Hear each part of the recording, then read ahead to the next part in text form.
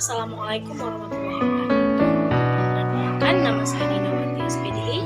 Saya calon guru penggerak angkatan 3 Kabupaten Aceh Timur pada modul 31.A.7 yaitu tentang demokrasi kontekstual, bagaimana cara pengambilan keputusan sebagai pemimpin pembelajaran. Materi-materi apa saja yang akan dibahas di dalamnya? Mari saksikan video berikut ini.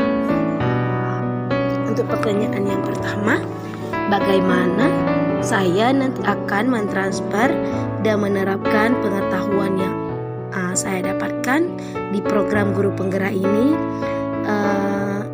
yang akan saya terapkan di sekolah atau lingkungan asal saya. Yang pertama yang akan saya lakukan adalah membagikan via WA untuk komunitas praktisi PAUD dan memposting ke Facebook, share di Instagram, dan akan saya lakukan sosialisasi pada lembaga TK dan akan berbagi kepada teman-teman yang lainnya.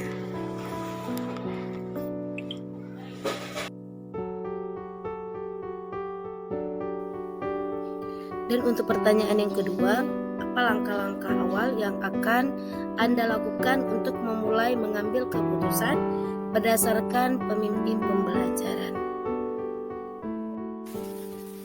Untuk mengambil suatu keputusan, terlebih dahulu saya menganalisis masalah. Apakah itu bermasuk dalam dilema etika ataupun rujukan moral?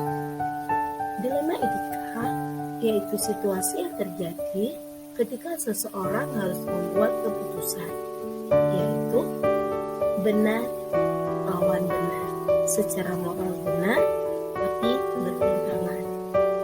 Dan yang kedua, rujukan moral. Rujukan moral yaitu situasi yang terjadi ketika seseorang harus membuat keputusan, yaitu benar